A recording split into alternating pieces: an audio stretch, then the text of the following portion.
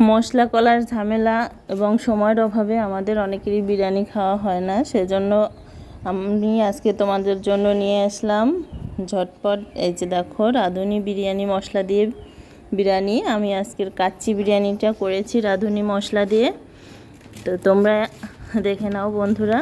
আসলে আমি কাচ্চি বিরিয়ানির মশলাটাও পাওয়া যায়, কিন্তু আমার এখানে আমি পাশের দোকানে পাইনি, সেই জন্য বিরিয়ানি মশলাটা দিয়েই দেখাচ্ছি তোমাদের। তো বন্ধুরা, এখানে আমি 1.5 কেজির মতো খাসির মাংস নিয়েছি, আর এখানে নিয়েছি 1 পোয়ার মতো টক দই। তো টক দইটাকে দেখো একটু দানা দানা, আমি এটাকে একটু ভালো করে মিক্সড করে নিচ্ছি যাতে দানাটা না থাকে, দেখতেই পাচ্ছ তোমরা। তো এরভাবে করে আমি করে নিয়েছি, ফেটিয়ে নিয়েছি।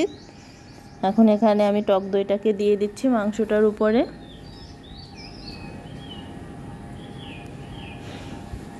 আর দিয়ে দেবো এখানে 2 চামচ নুন, 2 না 2.5 চামচের মতো নুন দিয়েছি। নুনটা পরিমাণ মতো স্বাদ মতো দিতে হবে। আর দিয়ে দিয়েছি 2.5 টেবিল চামচ মতো চিনি, কারণ টক দই দিলে চিনিটা না দিলে কিন্তু আসলে স্বাদের ব্যালেন্সটা ঠিক থাকবে না। তো এটা দিয়ে আমি ভালো করে মেখে নিচ্ছি। দেখো কিভাবে মাখাচ্ছি আমি একদম, কারণ মাংসটা কিন্তু ভালো করে না মাখালে খেতে কিন্তু ভালো হবে না, মশলাটা ভালো করে ঢুকবে না। তো আমি এটাকে মাখিয়ে আমি এটাকে এখন রেখে দেব প্রায় আধা ঘন্টা, না 1 ঘন্টার মতো আমি রেখে দিয়েছিলাম এটাকে। তো এরপরে আমি দেখো এই যে রাঁধুনি মশলাটাকে দিয়ে দেব। আমি এখানে পুরো 1 প্যাকেট মশলা নিয়েছি। তো মশলাটাকে আমি দিয়ে দিলাম। এর ভিতরে আসলে সমস্ত মশলা করা থাকে, এর জন্য রান্নাটা কিন্তু খুব ভালো হয়, মানে ঝটপট কোনো মশলার দরকার নেই। আর দিয়েছি 1/2 কাপ পরিমাণ পেঁয়াজ বেরেস্তা, আর বেরেস্তা করা তেলটা এখানে আমি দিয়ে দিয়েছি 1/2 কাপ মতো। এগুলো দিয়ে আমি এটাকে আবার ভালো করে মিক্সড করে নিচ্ছি, একদম উল্টে পাল্টে, দেখতে পাচ্ছ তোমরা। কারণ মাংসটা মাখানোটা কিন্তু আসলে একদম একটা আসল কাজ কাচ্চি বিরিয়ানির।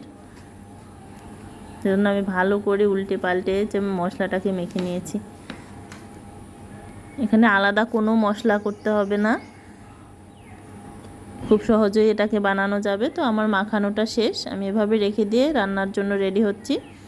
তো এখানে আমি চালও নিয়েছি 1 কেজি মতো। 1 কেজি চাল আমি ধুয়ে ভালো করে এখানে রেখে দিয়েছি, মানে জল ঝরাতে রেখেছি। আর এখানে দিয়ে দিলাম জল, ভাতটা ফোটানোর জন্য আমি এখানে জল দিয়ে দিয়েছি। আর দিয়ে দিলাম 3-4 টুকরো দারচিনি, 2টো এলাচ, আর দিয়েছি কয়েকটা গোটা গোলমরিচ, দিয়েছি 2 চামচ নুন। নুনটা এখানে অনেকে ব্যবহার করে না, কিন্তু আমি করেছি। আর দিয়েছি 1.5 টেবিল চামচ তেল দিয়ে দিয়েছি। এখানেও আমি ওই যে পেঁয়াজ বেরেস্তার তেলটা দিয়ে দিয়েছি, এর জন্য কালার দেখা যাচ্ছে। এগুলোকে দিয়ে আমি ফুটোতে দিয়েছি। এটাকে আমি 3 মিনিট মতো ফুটিয়ে নেব, যাতে মশলার ফ্লেভারটা এর ভিতরে চলে যায়, জলের ভিতরে, যাতে চালের ভিতরে চলে যায়। আর নুনটা দিয়েছি আমি, কারণ ভাতটা যাতে স্বাদ থাকে। অনেক সময় দেখা যায় বিরিয়ানি রান্না করলে ভাতের কিন্তু থাকে না, মানে নুনটা মনে হয় যে কম হয়েছে, এই জন্য আমি ওখানে নুনটা দিয়ে দিয়েছি।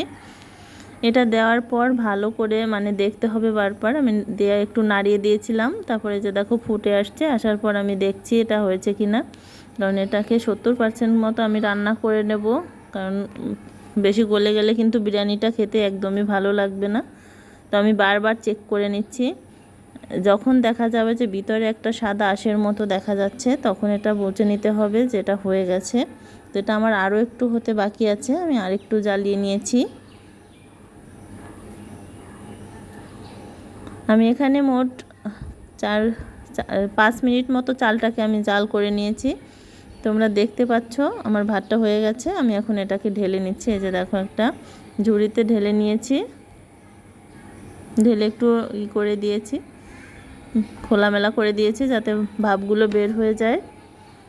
আর এখানে আমি বিরিয়ানিটা দেওয়ার পরে মুখটা আটকানোর জন্য আটা দিয়ে নিয়েছি। কিছু আটা দিয়ে আমি অল্প অল্প জল করে মেখে নিচ্ছি। আমি পুরো প্রসেসটাই তোমাদের দেখিয়ে দিচ্ছি যাতে কোনো রান্না করতে অসুবিধা না হয়।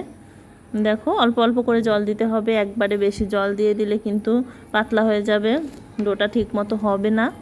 আর আগে জল দিয়ে তার ভিতরে আটা দিলে তাহলেও ঠিক মতো হবে না, সেজন্য আগে আটাটা নিয়ে তারপরে আস্তে আস্তে করে মেখে নিতে হবে।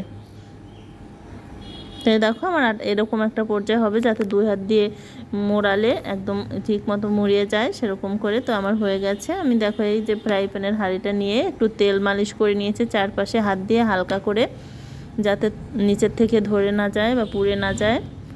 আর এর ভিতরে আমি পুরো মাংসটাকে দিয়ে দিলাম, দিয়ে একটু ভালো করে সমান করে নিচ্ছি। এটা কিন্তু খুবই সহজে ইজি একদম, মানে মন চাইলেই আমরা খেতে পারি মশলা দিয়ে এভাবে।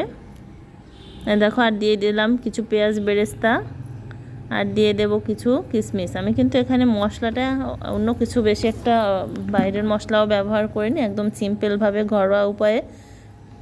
এটাকে ঠিকঠাক মতো করে আমি এখানে দিয়ে দিচ্ছি ভাত, সেই ফুটিয়ে রাখা ভাত। দেখো আমার এটা পাত্রটা একটু ছোট ছিল জন্য আটিয়ে গেছে, কিন্তু ভাতটা কিন্তু একদম ঝুরঝুরে, হাত দিয়ে দেওয়ার সঙ্গে সঙ্গে ভেঙে যাচ্ছে, দেখতেই পাচ্ছ। ভাতটাও একদম ঠিকঠাক টাইমে উঠানো হয়েছে। অর্ধেক পরিমাণ ভাত দিয়ে আমি তার উপরে এখানে আবার একটু পেঁয়াজ বেরেস্তা আর কয়েকটা কিশমিশ দিয়েছি। তোমরা এখানে চাইলে বাদাম, আলু বোখারা দিতে পারো, কিন্তু আমি দেইনি, আমার বেশি মশলা একটা ভালো লাগে না। তারপরে এটা দিয়ে আমি আবার পুরো ভাতটাকে দেখো আস্তে আস্তে করে দিয়ে দিচ্ছি। আমাদের মশলা কলার অভাবে কিন্তু অনেক সময় খাওয়া হয় না বিরিয়ানিটা, তোমরা অবশ্যই ট্রাই করবে, এটা কিন্তু খেতে অনেক ভালো লাগে। কারণ অনেকে মনে করতে পারো যে বিরিয়ানি মশলা দিয়ে আসলে কেমন হবে, কিন্তু একদমই কিন্তু ঘরে বানানোর মতোই লাগবে, মানে ঘরে মশলা করার মতো। তো পুরো ভাতটা দিয়ে আমি আবার কিছুটা পেঁয়াজ বেরেস্তা এবং কিছুটা কিশমিশ দিয়ে দিলাম, আর দিয়ে দিচ্ছি দেখো 1/2 লিটার দুধ। দুধটাকে আমি 3 চামচ চিনি দিয়ে ভিজিয়ে রেখেছি, চিনিটা দুধের ভিতর ভিজিয়ে রেখেছিলাম কিছুক্ষণ আগে, সেটা আমি দিয়ে দিয়েছি। কারণ দুধটা না দিলে ওটা ফুটবে না ঠিক মতো, মানে নিচে ধরে যাবে। আর দিয়ে দিচ্ছি 2 চামচ ঘি। দেখো আমি অন্য আর কিছু দেব না, আমার এটা হয়ে গেছে। 2 চামচ পরিমাণ ঘি দিয়েছি শুধু। এখানে কেওড়া জল দিতে পারো তোমরা, আমি সেটাও দিলাম না। একদম সিম্পল বিরিয়ানি। তো দিয়ে আমি ঢাকনটাকে দিয়ে দিচ্ছি। আর কীভাবে তোমরা এটাকে লাগাবে যে দেখে নাও, যে আটাটাকে 2 হাত দিয়ে একটু মুড়িয়ে নিলে এরকম লম্বা হয়ে যাবে যখন, তখন অল্প অল্প করে নিয়ে 4-5টা করে দিয়ে দেবে, যে আমার মতো করে। দেখে নাও তোমরা, একটু তোমাদের দেখিয়ে দিচ্ছি।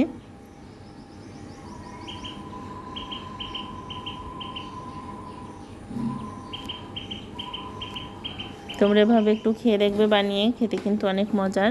দেখো ফাঁকাটা, যে রাইস কুকারের যে ফাঁকাটা থাকে সেটাও বন্ধ করে দিতে হবে, যাতে কোথাও থেকে কোনো ভাব না বেরোয়। আমার রাইস কুকারের ঢাকনটার মাঝখানটা উঠে গেছে, তাই আমি মাঝখানটাও দিয়ে দিলাম। এদিকে আমি দেখো এটা রেডি হওয়ার পরে চুলাটা ধরিয়ে দিয়েছি, এটাকে একদম ফুল হিটে আমি জ্বালিয়ে নিচ্ছি 10 মিনিট মতো। 10 মিনিট পর আমি দেখো একটা তাওয়া বসিয়ে নিয়েছি, তাওয়াটাকে আমি গরম করে নিচ্ছি। এটা গরম করে আমি চুলোটাকে একদম মানে মিডিয়াম লো করে দিলাম। দেখো তোমরা দেখতেই পাচ্ছ জালটাকে কীরকম, যতটা কমানো যায় কমিয়ে দিয়ে আমি হাঁড়িটাকে বসিয়ে দিচ্ছি। এটাকে আমি এখন এখানে রাখবো আরও 40 মিনিট, পুরো 40 মিনিট এভাবে আমি রেখে দেবো।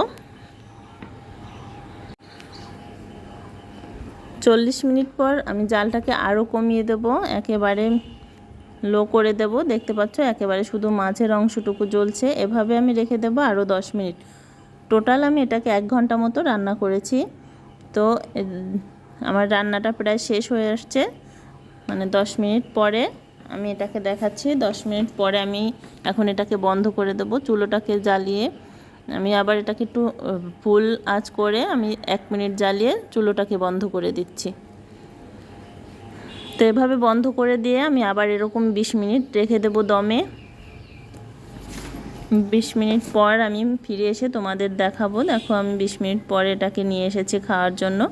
তো এভাবে একটা ছুরি দিয়ে কেটে কেটে খুব সহজে কিন্তু ঢাকনটা তোলা যাবে, টানাটানি করলে আরও সময় বেশি লাগবে। তো দেখো আমি ঢাকনটা উঠিয়ে ফেলেছি। ওয়াও, দারুণ কিন্তু দেখতে হয়েছে, দারুণ। দেখো ভাতটাও পুরোপুরি একেবারে ঝরঝরা মনে হচ্ছে, দেখেই বোঝা যাচ্ছে। তো আমি তোমাদের একটু উঠিয়ে দেখাচ্ছি নিচের থেকে।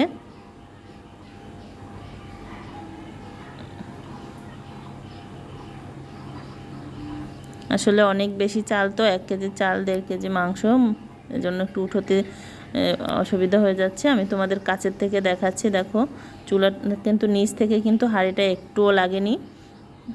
আর এই ভাতটাও দেখতে পাচ্ছ একেবারে ঝরঝরা, কোনো কিন্তু নেই। আমি এটাকে এভাবে হাত দিয়ে নেড়েচেড়ে মানে উল্টে পাল্টে নিচ্ছি মাংসটাকে, ভাতটাকে, মশলাগুলো যাতে ভাতের সঙ্গে মিশে যায়। আর এই যে দেখতে পাচ্ছ এটার আমার ফাইনালি রূপ, কত সুন্দর হয়েছে দেখতে। মানে ভাতে কিন্তু কোনো জল জল ভাব নেই। এখানে হাফ লিটার দুধ দিয়েছি আমি, একদম পুরোপুরি ঠিকঠাক মতো জাল হয়েছে, একটু ধরেনি, ঠিক টাইমে আমি উঠিয়ে ফেলেছি। তো মাংসটাকে আমি একটু দেখাতে চাচ্ছি তোমাদের, অনেক গরম সেজন্য আমি দেখাতে পারছি না, ধরে ছেড়ে দিয়েছি। তো দেখো তোমরা মাংসটা কিন্তু পুরোপুরি সেদ্ধ হয়ে গেছে। দেখো এই যে একদম একদম নরম হয়ে গেছে। তোমরা এভাবে বানিয়ে আমাকে মতো ফলো করে বানিয়ে নিও। তো এই দেখো আমি এটাকে প্লেটে রেডি করেছি খাওয়ার জন্য। তোমাদের একটু কাছ থেকে দেখাচ্ছি, ভাতগুলো কিন্তু একটার সঙ্গে একটা মিশে নেই, পুরো ঝরঝরা হয়েছে, মাংসটা ভীষণ সেদ্ধ হয়েছে। বন্ধুরা রেসিপিটি কেমন লাগলো আমাকে অবশ্যই জানাবে। তোমাদের সবাইকে ধন্যবাদ। এভাবে তোমরা রাঁধুনি বিরিয়ানি মশলা দিয়ে অবশ্যই ট্রাই করবে। আজকের মতো